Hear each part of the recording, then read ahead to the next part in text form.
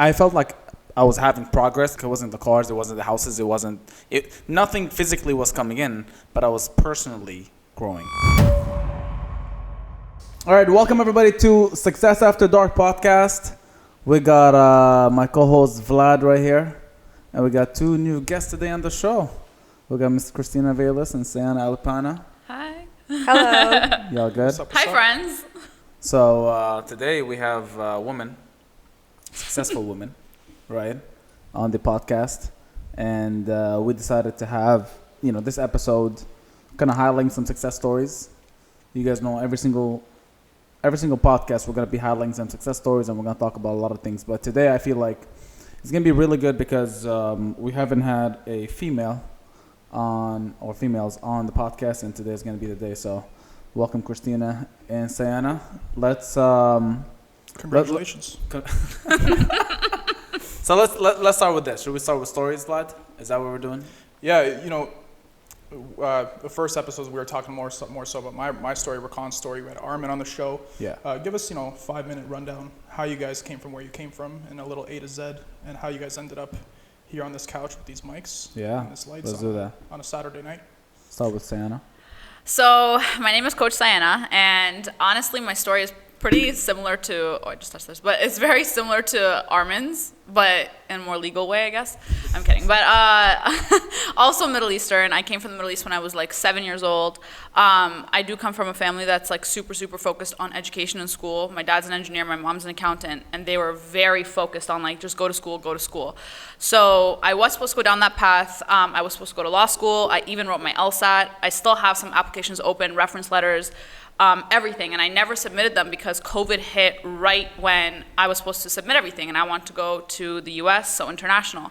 And it was at that point that I obviously ran across entrepreneurship, what we do in the team, and like everything was put on the back burner when I met all of you guys, like seeing people who were making $50,000, $100,000 a month, and they were like in their early 20s. I'm like, forget it. Like they're making more than a junior lawyer in their first like year. So you wanted to be a lawyer? I did. Was that the flex? Well, my dad said you have 3 options. You can be a doctor, lawyer, or engineer, and I failed math and science. Do you feel like you failed math and science? So I had to go to law. So do you feel like you had that pressure from family to perform well in school? Yeah, my dad would literally treat school like a treat almost. Like I would get more things if it sounds so bad, but like I would get like more things that I wanted if I got better grades. Okay, you want a computer, or you want those shoes? Okay, you have to get an A in this. You have to get an A in that. He would reward me with school. Credit card limit increased. Credit card, yeah. But you graduated from where? Ryerson. I got a degree in politics. Politics. Yeah. That's interesting. That was my undergrad. That's cool. Yeah. So tell us, where did you work? Before you joined, got into business entrepreneurship. What were you doing? I was actually working at the bank. I worked at CIBC Bank. I heard, they give good referrals and stuff like that, so I wanted it for school. And working at a bank, obviously I'm seeing clients' accounts all the time. So, working there for like 3 years, I did see a lot of people who had like the traditional high-paying jobs of like doctors, engineers, lawyers, but their account balances never looked like a lot of the other high-profile clients who were not in those job fields. So you saw some big numbers? Yeah, multimillionaires. What do you think the biggest number? Do you remember like the biggest bank? Like, holy, this is like. It was a client who was actually a Wood Gundy client. Like he was not directly just with regular banking. I think he was worth well over $100 million. Wow. But again, we even had restricted access to his accounts.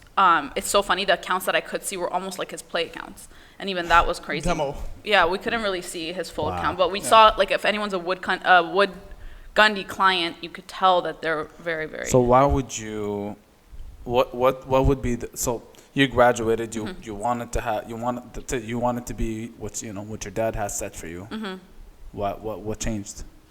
Like I said, I met you guys, and I think that like not just you guys, but seeing the world of entrepreneurship in general, and seeing people making, like I said, like $50,000, $100,000 a month without that. Your parents are not entrepreneurs. No. They technically have jobs, no? They have jobs, but it's funny. My dad, I think he was so like, he emphasized school a lot because in North America, that's seen as what's safe. But actually back in the Middle East, he did have a business. Oh, I see. He's a computer engineer, so he was selling software parts and stuff like that. But he had to leave everything. Obviously, there's like, issues in the Middle East. He had to leave all that behind. Yeah. So he came here, and instead of getting into business that involved anything to do with engineering, he just pursued as an engineer.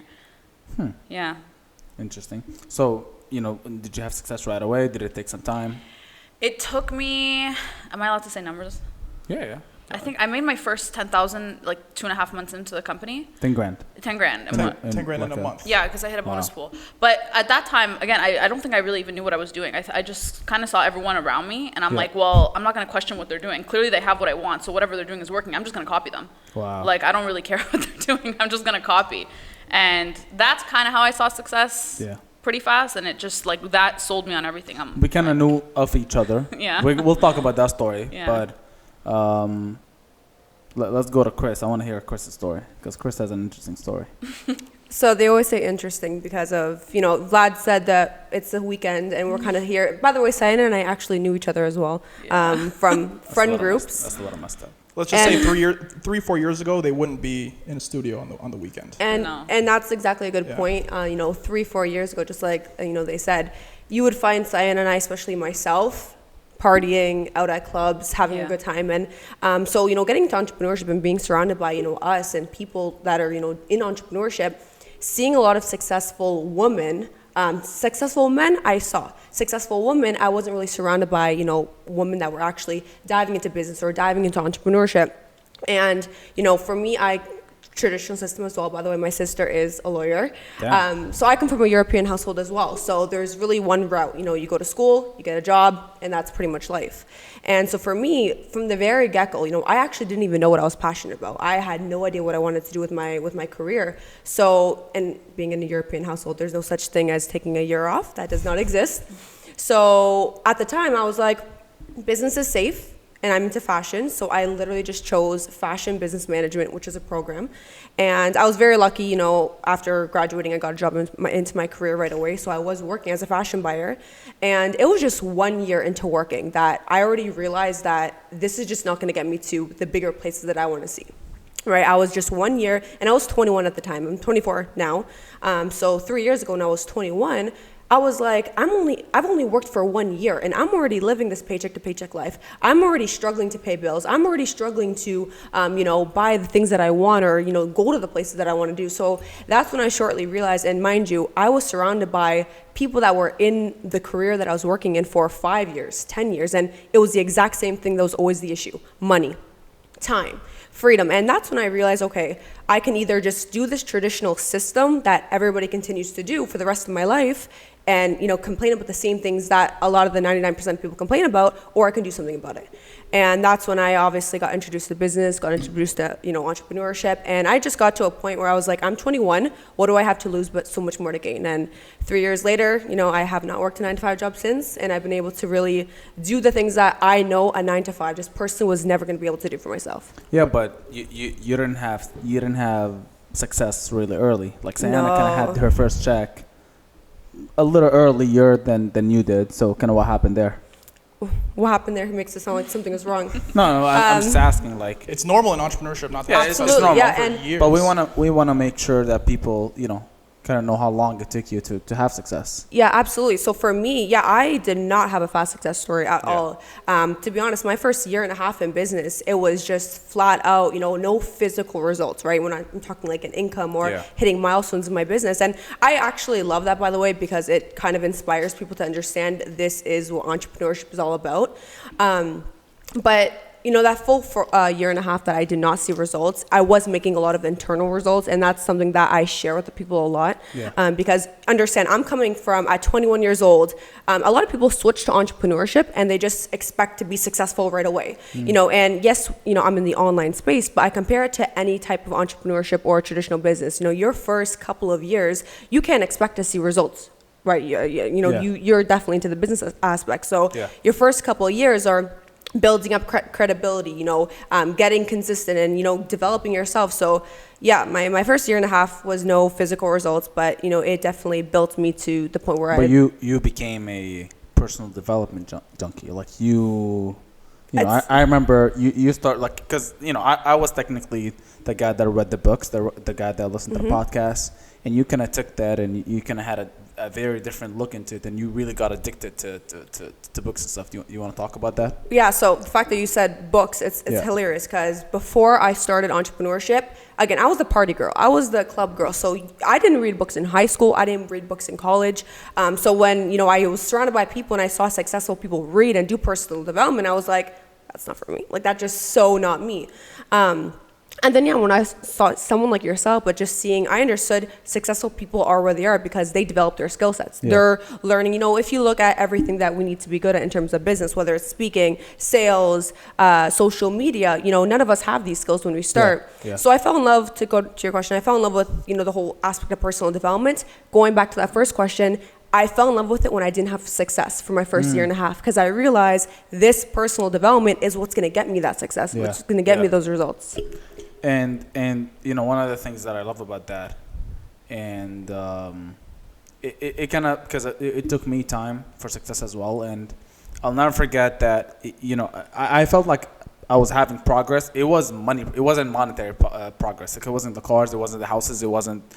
Nothing physically was coming in, but I was personally growing. And and I remember I was watching a video of Tony Robbins, and he said, the progress is the key to happiness. The growth is the key to happiness. Mm-hmm. So I remember, like, I was really happy when something small happened, like, I learned a skill set, or I learned how to do this, or I learned how to fix my mindset, or I learned how to do all these things. So I love that. Yeah, I like that. I want to say something. I think we can all agree that short-term income is not a measurement of skill level.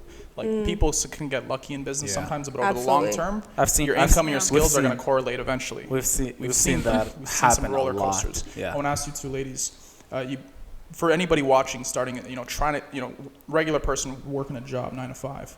How long did it take you guys from your 9 to 5s to, we started into this business, and by the way, we're in the same field, doing online sales, marketing, trading, investing, and how long did it take you to get from there when you first started as a side hustle to make this thing your main thing? Oh, yeah. 5 months. A good question. Start with you, Sayna. Yeah. 5 months. 5 months, I say 5 months, and, like, to anyone who, like, listens, like, that, it's not normal all the time for that just to be 5 months. I'll say I was very blessed and privileged in the fact that I never really had to worry about too many bills or stuff like that. But it took me 5 months to fully walk away. From your job. And I remember Sayna was at CIBC, a Canadian bank, on her shift and doing calls, closing deals, making onboarding customers, training her team in the bathroom. And she was manager knocking on the door. There was so many times that I remember we had a call, and it was one of those calls where kind of like, if you miss this, you're kicked out. Like, you're done. It's done. And I'm like, oh my God. I'm like freaking out. I didn't even have a rank at that point. Or maybe I was like, first 2 ranks or something. And I would, like, sit in the bathroom for like 35 minutes. And my manager would just, like, want to kill me. But I was like, I can't miss this. I have to go. Yeah. No, that's funny. Yeah. Pros and cons, friends. Pros and cons. Christina, what about you? So for me, and this is why, by the way, I always love to say, by the way, it was about a year-ish, but this is why I love to say that the pandemic was a blessing in disguise for me. Why? Verkan knows this because, he knows the last job that I kept, and I kind of kept it as a safety net. And when the pandemic hit, I remember I got let go from that job temporarily. Everyone kind of just had to be laid off. Yeah. And it was in that time I had full-time experience to realize what I can really do in this online space that we're in. Yeah. And since I didn't have a job, I'm like, okay, let me go all in.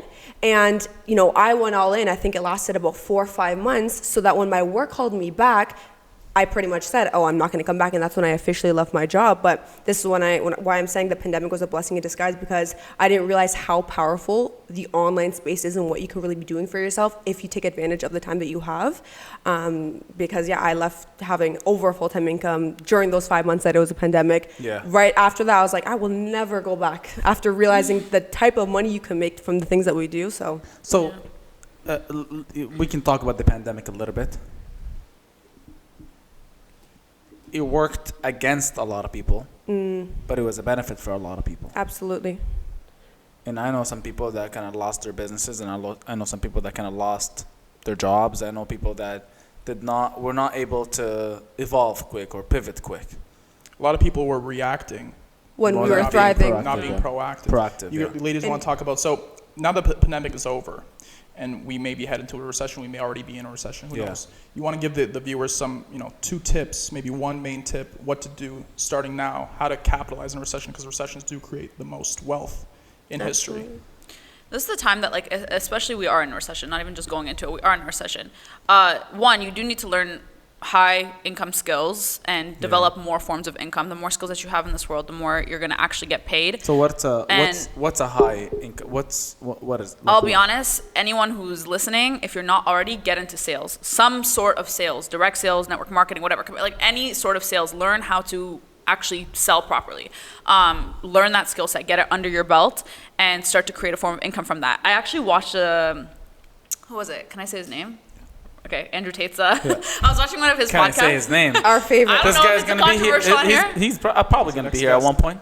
I hope he is. But I was watching one of his podcasts, and someone asked him, they're like, if you didn't have the money that you have now and you had to actually get a regular job, what would it be? And he said that. He's like, I would go into something that involves commissions, sales, something of that sort. I would get myself into a sales position. And you're asking people who have made millions of dollars. He's very, very successful, and they're not saying that for no reason. Like, sales pays. It pays. If you can sell, you can make a lot of money. So 100%. That would be my first tip. And then the second tip, just start to rack up the cash. Like, start to actually rack up the cash, because this is the time that, or if you have already cash racked up, this is the time to start buying a lot. While a lot of people are freaking out, and I'm primarily talking about cryptocurrency market and stuff like that, a lot of people are freaking out and they don't want to, and they're scared. It's time to buy now. All markets. All markets, yeah, of course. But primarily crypto, I think if you have the money right now is the time to actually get into it and buy.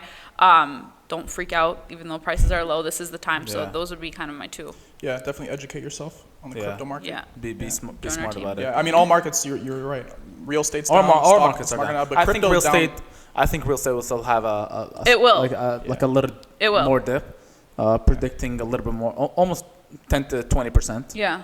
Some people, I've heard some people go a little bit more, but I think realistically, based on kind of what happened, history. And I think like along with that, just kind of going off what Sayna said, the solution really is just make more money at the end of the day. Yeah. Like, the solution is make more money, but there's two different types of people, mindsets when it comes to what's happening in today's day. There's the people that are in panic mode, in fear mode. Oh, costs are going up. I can't afford what I once was able to afford. How am I going to do this? How am I going to do this? That's stupid. And this is just the wrong mindset to have, because I hate to break it to you, but these external factors, whether it's inflation, whether it's recession, are absolutely out of our control. So this is why your mindset just has to simply be, like we said, solution focused. What can I do during these times? How can I make more money? How can I increase my income sources? And it's the people that have this mindset that are going to get ahead, that are going to actually beat times like these. 100%. So I think in business, like, you're looking, in business, you want to solve a problem. And right now, people have the most problems more than ever. I think it's a perfect storm for what's going on. You know what I was watching today? The history of how malls started. Yeah. And the first mall was in Paris. Really? And the I didn't know idea, that. Was it outdoor mall or indoor? It started with a small shop, and then he kind of figured, and this is a true story. Back in the days, they believed that because physically a man is bigger than a woman, a woman's brain is smaller. I swear to God, No way. this is some real. This is how you know the Europeans were so backwards back in the days. Watch this, and Khan still believes that. this way. Anyway, and I was watching it today, and he was talking. Well, the guy was explaining pretty much how a mall started. And by the way, the first guy that actually designed the first mall ever was. What's his name? The guy that's what's Eiffel Tower, right? It's the same Eiffel Tower? Eiffel Tower. Eiffel in Arabic, right? So, and I swear to God, like I was watching it today, and it made so much sense. And they start being creative with how a mall is based on, because they wanted, the whole point of a mall is how can we allow the lower class people to feel like they're from the upper class people, so they can dress the same, right? And back in the days, there was no tags. Like, you'll take the thing and then you go negotiate with the buyer, and then they start adding like a place where you can put your kids, and then they start adding a place where the men used to come in. They had a big lounge. They sit down the lounge, and the women would go around, and they kept developing and then one of the biggest, and then another mall opened up, and it made so much money because of one tweak. Guess what it is? Washrooms. Really? Back in the days. In Europe, there was a disease for women that women were really embarrassed about. It was because women they kept they didn't want to go to pee outside, and they kept holding it in, and that created disease. literally, there's these. I forgot the name of it. I'll bring the name after, and it just putting up a washroom, a clean washroom, changed like the direction of a mall, and that's it started the mall trend. This is in the late 1800s, beginning of the 1900s. There was the first mall, and it kind of viral. It went from, and then the second biggest mall was in Australia, and then it started in the UK, and it was so funny to see how businessmen started, operating on things, and then it didn't really create. And then a lot of the times, the early 1900s is when the women started, start having activists for rights, and I want to be able to have a vote, and then having and it came the same time because the malls, it was a phenomenon that a woman works in a mall because there was no such thing. A woman is always at home. So when these and it was so crazy. He was explaining about how a businessman has a place that women come to buy stuff. They would hire women that, watch this, they're not ugly, but they're not the most beautiful. They're right in the middle. Seven? So they're like, they're like 6, like a solid 6, right? Plus tax. Like a solid 6. So they don't intimidate the women that are coming to buy, and they're all dressed in black for one reason, to make sure the person that comes in, they shine outside of them. And that's how, and now at that point, the higher status women and the lower status women start dressing the same, and the job thing start happening. And I was watching today, and it showed me a different perspective of kind of how people capitalize on things, man. Yeah. Like this businessman is a genius, and look at malls today, like, like it's. We have roller coasters inside malls. Figure skating rinks. I want to touch up on that. Rakan brought up a point how men always used to look at women as the people to stay home, right? Yeah. You ladies Not anymore. No, I'm just kidding. Not anymore. Well, I want to ask you guys something. You guys came out, and the audience wants to know. You guys came out of your shell. Out of society's norms, becoming successful. Building wealth. And you're dealing with a lot of men on a daily basis as potential customers, prospects. How do you draw the line with men between business? Ooh, that's a good one. And men trying to men. You guys do a lot of attraction marketing. How do you draw the line between business and other things? So, well, number one, it comes down to the content that you're posting. You know what I mean? You're gonna attract based off the content that you're posting. So, if we're trying to talk about business and entrepreneurship, I'm not gonna be having extremely, say, provocative type of posts. Number one. Number two, it all comes down to how you present yourself and how you hold yourself, which is big. Very shortly, I realized how to speak, how to communicate with someone. Right?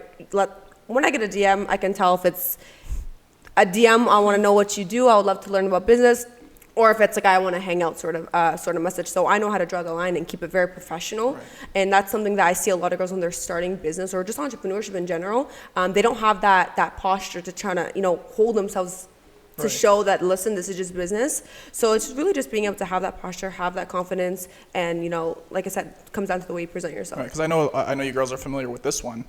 I want to hang out with you to find out what you do, and it's a 2-for-1. 2 for 1. Nice. Right? But you're saying you understand where to draw the line at this point. Yeah, it's about having posture, but I'll be honest, I think earlier on when I started getting involved in business, it was a lot more of that. Now, if anything, I feel like men are intimidated. I don't have as many men messaging me about this. It's true. And I see my insights. I watch my Instagram. I think my audience is almost 80% women. Wow. Like my followers, yeah. So at the beginning, it wasn't like that though. At the beginning, I think maybe whether they didn't think I was taking it seriously, so they didn't take me seriously in this, so they would use that as a way to kind of try and message me. I have a question. Yeah, that would be the case. That raises another question. Do you guys think successful women, what's the word? What's in Arabic? What's the word? Does it push a guy away when a woman is successful? It depends on the guy. I was about and what kind of success, and how does a successful woman treat the guy? It's a lot of factors. I think for men, you can be like in every area of your life. You don't have to really turn it on and off. You can be a certain type of way in business with your friends, with your partner, with your whoever, but women have to turn it on and off. You can't be the same way that you are in business with your partner or with your friends or with your family. You really have to know how to turn it on and off. And it takes a special type of woman to do that. Not every woman can do that. Yeah, because I was about to say, I've met some women, they're successful, but they don't know how to turn off. But that's what I said. It's on all the not time. All women. They can't do that. I feel like I'm dating a man. Yeah. Well, it's because I'll be honest, business. It's like, yo, what's up, bro? Yeah, but business encourages, and especially entrepreneurship, it encourages a very masculine side of a female to come out, which is not a bad thing. And you but need that you have in business. To, yeah, but you need a lot to know of how to turn it off. in business for and sure. so if you can kind of find the medium between how to turn it on and off, which is hard, then okay. But if not, then it becomes really, really difficult. Christina, you have something to say? No, I agree with what she's saying. The whole turning it on and off, and I think. Like when you say like alpha male or something, it's just like a lot of women, like, you know, when you say this, it's if you're successful, if you're independent, it doesn't necessarily mean when you're in a relationship you're gonna be that same energy in a relationship. It really does turn on and off depending on, you know, the person. But obviously, and I mean this. It takes the right person to turn it on and off for them. And I was gonna say as well. Yeah. When you, how do I say this? You kind of surround yourself with people that are doing the same things that you're kind of doing, so it ends up, you know, matching energies. You know, the people that I used to hang around 3 years ago are definitely not the people that I hang around now. So that has a huge impact on it. Let's talk about you know, hanging out with people, because I feel like it is so hard to be like have success if you're always hanging out with the wrong people. Absolutely. Yeah. And I know when you start your entrepreneurship journey, you have to change your circle. It just has to happen, or else it's very, very hard. And that doesn't mean you're not friends with them no more, because I'm still somewhat associated to a lot of the people back in the days. Actually, you know, some of my biggest businesses on land are from people that I knew from back in the days. And yeah, so let's talk about that. So I'm guessing you guys no longer, like, you know, the people that what do you guys think of that? Like, I think law of association is everything. You know, you hear it all the time. You're the average of the 5 people you hang around with the most. Yeah. You know, But for girls, I think I still have my friends that are outside of this business, but it's shrunk to like literally 2 people that I trust with everything. But okay, so because me and you, because you know, I've seen you before. I actually have a video. I kid you not. I was in Mexico. His hair was blonde. Yeah, and Kane took a video of me because I was doing this and I couldn't hear. We were in like a pool party, and I was FaceTiming her and her. So I knew her friend, right? Yeah. And What year was that? 2018. 17. 18. So 17, I was broke. I didn't have money from Mexico. So it was definitely 18, yeah. Yeah, so my friend was with me, my best friend was with me in my house. We were getting ready to go somewhere. We were getting ready to go somewhere. And all of a sudden I see she's on FaceTime with some like blonde guy. And I'm like, I will try to find the video and we can put it. I was literally like, I was trying to listen. I was inside the pool. And she just said to me, Sayna, say hi. And I'm like, hi. Bro, for a second, I saw her. Yeah. And I said, I didn't even think anything of it, right? Yeah. And, you know, sometime after, she tells me, he's like, yo, we've talked before. And me being Rakan. Do you know how I knew? You know what she referred to him as? The guy with the blue Maserati. She just kept referring to him as that. The guy with the And then when I got involved, she still didn't understand. And when I started to post about it on social media, she's like, do you not remember the guy I told you about, the guy in the blue Maserati? I'm like, yeah. And she was like, you're doing this with him. And I'm like, oh, this is him? Like, that's when it all clicked for me. Well, I'll tell you what, he's no longer the guy with the blue Maserati and that was 2 years before I got true. started. And I said to you, I was like, I imagine I started 2 years earlier. Like, that's I feel like, you know, everybody starts at their best time. Because I feel like at that it was a little rough. It was a little rough at that point. We had to set it up to a point where some people will come in and they'll have kind of faster success. It took some time to build a foundation. Systems, foundations. And I feel like, you know, many entrepreneurs don't understand that the first couple of years, like you as a leader of a pack, or you the leader of your company or the owner of your company or whatever, you are gonna build a lot of time building the foundation so people can come in, good people can come in after and excel faster. Because I know every single year we have brand new people that are 10 times better than the last year. Well, not only because they're better people, it's because we've we've mastered the system. We've mastered kind of what to do. We know the roadmap. We know, okay, well, here's step 1, step 2, step 3, right? Because I've seen it multiple times, right? And you know, so I feel like sometimes that gets into some people's heads. Yeah. You know, they have fast success. They think you know, this is me, and they go in the real. I'll tell you a story. I had a guy in Saudi, right? Young guy. Came in and just knocked it. Like, he just did so much sales and he's made so much money. He's a young kid and he comes from a regular family, right? But he's made so much money right away. And he thought he thought that outside business is the same thing as inside, because he came in and everything was ready in the Middle East. We had all the systems ready and all translated. So all he did is he played his role, made a lot of money, and he made some money. And then at one point he started fading away. He started focusing on a brick and mortar business, which is cool, good for him. But I messaged him one day. I'm like, I don't think you should like go off your online business, because you should keep that alive, because first of all, you're new. It's not stable your first year. It's like, don't worry, it's stable. I'm like, okay, but I'm telling you, because I at that point I owned the restaurant for a little bit, so I kind of have a feeling. I understand, because me and my business partner, like we talked about owning something like a restaurant before, and I don't have experience in that. I've worked in restaurants, not I didn't own one. I knew somewhat what's needed, but I knew it was a lot, right? I knew it took some time before you hire somebody and you have a system, because you need to build a system before you hire somebody. And the kid struggled, man. He paid so much for a small coffee shop, and it just I recently heard they got shut down, because it's not the same thing, right? And hence why I see a lot of people go for a franchise. Like one of our restaurant, one of my partner owns another restaurant that's got franchised recently.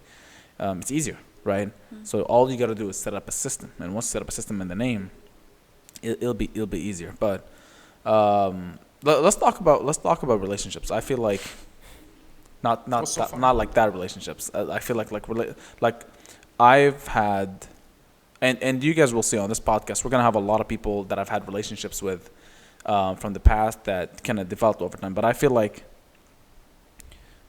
good entrepreneurs know how to build good relationships, right?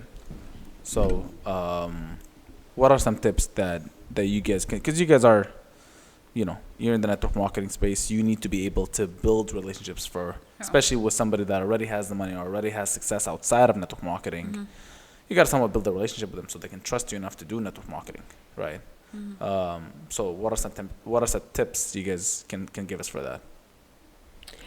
And then I'm going to talk about social media after that. So, my first year in entrepreneurship and business in general, I saw relationships a very wrong way, and I was just always in that what can I take mode.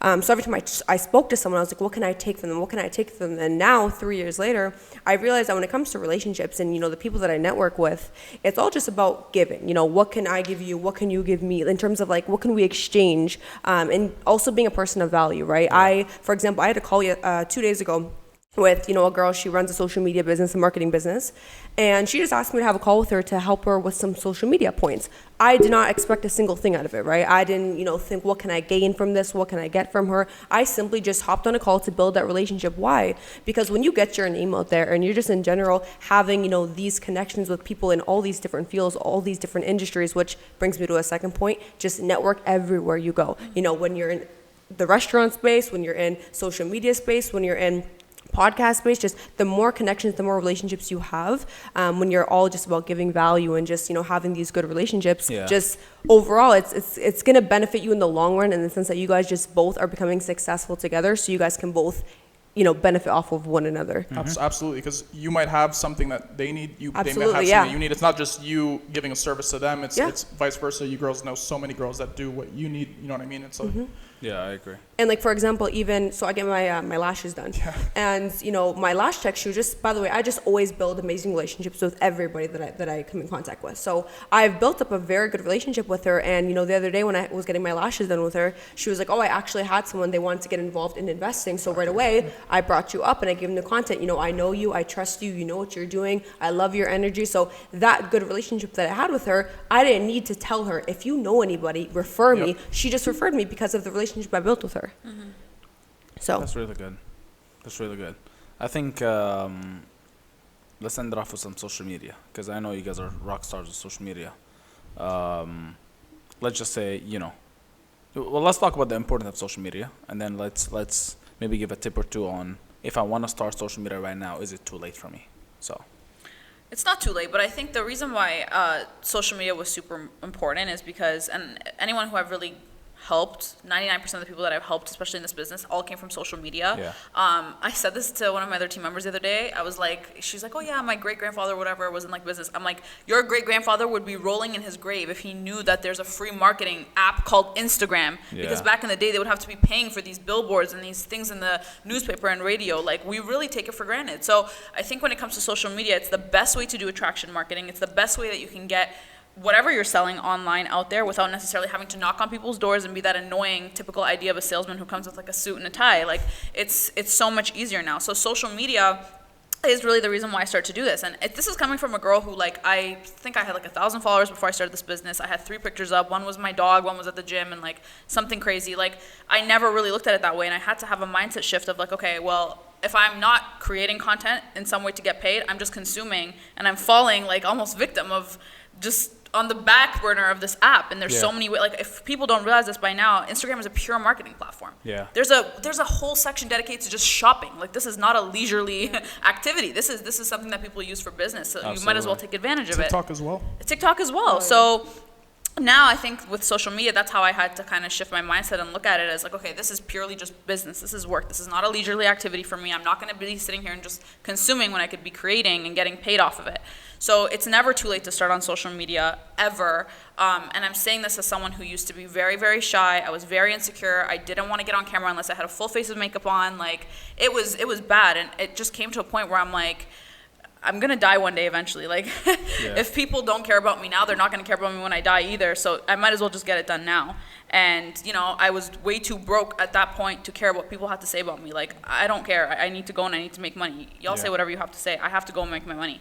So that's kind of how you got to look at it. Like, if you're okay with being broke, okay, stay broke. That's cute. But you can look cute on Instagram and edit your pictures and stuff and never want to get on and put yourself out there. Or you can take it the other way around. I still edit myself, but not so that.